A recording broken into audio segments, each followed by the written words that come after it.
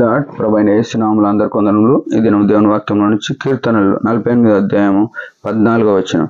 ఈ దేవుడు సదాకాలం మనకు దేవుడై ఉన్నాడు, మరణం వరకు ఆయన మనల్ని నడిపించును. ప్రియమైన వారలారా, మనం యేసు ప్రభుని అంగీకరించిన మనకు ఒక గొప్ప నిరీక్షణ ఉంది. ఎప్పుడైతే యేసు ప్రభు అని మనం నోటితో ఒప్పుకొని మన పాపముల కొరకు పశ్చాత్తాపడి, ప్రభువా నీవే ఈ లోకానికి దిగి వచ్చినావు, నా కొరకు కల్వరిశిలో ప్రాణం పెట్టినావు, నీ రక్తం చేతనే నన్ను విమోచించినావు అని నమ్మే మనకు ఒక శుభమైన ఆనవాళ్ళు ప్రభు మనకిస్తున్నాడు. ఒక శుభమైన వచనము, వాగ్దానం మనకిస్తున్నాడు. ఏమనంటే, ఈ దేవుడు సదాకాలం మనకు దేవుడై ఉన్నాడు. అబ్బా, ఎంత మంచి మాట! ఈయన సదాకాలము దేవుడై ఉన్నాడు అంటే, ఈ ప్రపంచంలో దేవుళ్ళు దేవతలు అనబడేవారు, లేకుంటే తండ్రులు కానీ, లేకుంటే భద్రపరిచేవారు కానీ, సంరక్షకులు కానీ, ఇంకెవరన్నా ఉండని వారు మధ్యలో వెళ్ళిపోతారు అనే మాట అర్థమిస్తుంది. వారు 1 సంవత్సరం ఉంటారా, 10 సంవత్సరాలు ఉంటారా, 100 సంవత్సరాలు ఉంటారా, అంతే. కానీ నీ జీవితానికి వారు ఎన్ని దినాలు పనిచేస్తారో తెలియదు, ఎన్ని సంవత్సరాలు నీకు తోడుంటారో తెలియదు. ఇంతెందుకు, తల్లిదండ్రులు మనకి ఎన్ని సంవత్సరాలు తోడుంటారో మనకు తెలియదు, మన భార్య భర్తలు ఎన్ని సంవత్సరాలు తోడుంటారో తెలియదు, మన పిల్లలు మనతో ఎన్ని సంవత్సరాలు ఉంటారో తెలియదు, మన సంఘస్థులు మనతో ఎన్ని సంవత్సరాలు ఉంటారో తెలియదు, మన రక్త సంబంధులు మనతో ఎన్ని సంవత్సరాలు తోడుంటారో తెలియదు. కానీ ఈ దేవుడు ఎట్లాంటి దేవుడు అంటే, ఈయన సదాకాలం అంట. ఏమంట? సదాకాలం మనకు తోడై ఉండే దేవుడు. ఈ గొప్ప దేవుడు సదాకాలం జీవిస్తున్న దేవుడు అనే విషయం మనం ఎరగాలి. ఈ సదాకాలం జీవించే ఈ దేవుడు మనలో కోరుకుంటున్నది ఏంటంటే, ఈయన మనతో ఉండడానికి మనం చేయాల్సిన ఒక్కొక్క పని ఏంటంటే, పరిశుద్ధమైన జీవితం.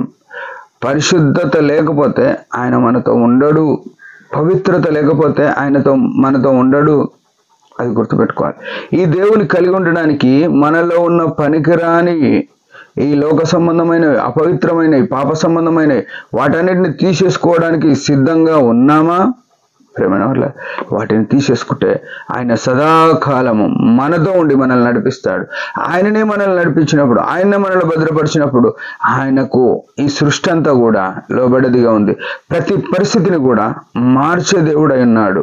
నీకెన్ని ప్రతికూలమైన పరిస్థితులు వచ్చినా ఆయన నీ ముందుండి నీ మార్గములను, నీ సమస్యలను, నీ రోగములను, నీ ప్రతికూల పరిస్థితులను మార్చి భద్రపరిచే దేవుడై ఉన్నాడు.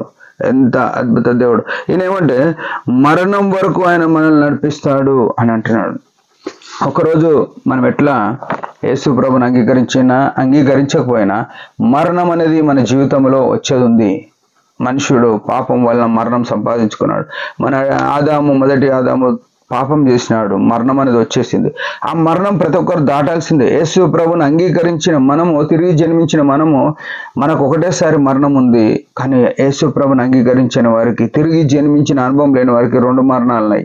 ఆ 2వ మరణంకు మన మీద అధికారం లేదు. కానీ మొదటి మరణమును దాటించడానికి, మొదటి మరణం వరకు మనల్ని నడిపించే సామర్థ్యము మన ప్రభు అయిన యేసుక్రీస్తుకు మాత్రమే ఉంది. ఎందుకంటే ఆ మరణమును ఆయన రుచి చూసినాడు.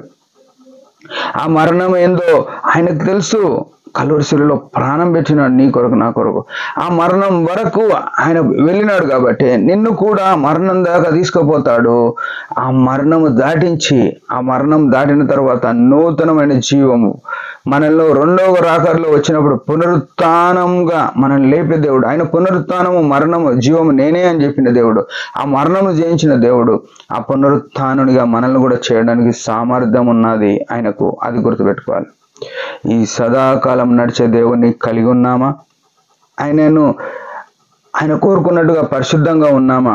మొట్టమొదటి అది చూసుకోవాలి. రెండోది, మనల్ని ఎవరు వదిలినా మనల్ని మరణం వరకు అన్ని పరిస్థితుల్లో మనతో ఉండే ఈ దేవుణ్ణి మనము కలిగి ఆయన మహిమ కొరకు జీవిద్దాం. దేవుడి మాట దీవించిన ఒక చిన్న ప్రార్థన. పరమ తండ్రి యేసు ప్రభు నామమును బట్టి వందనాలు.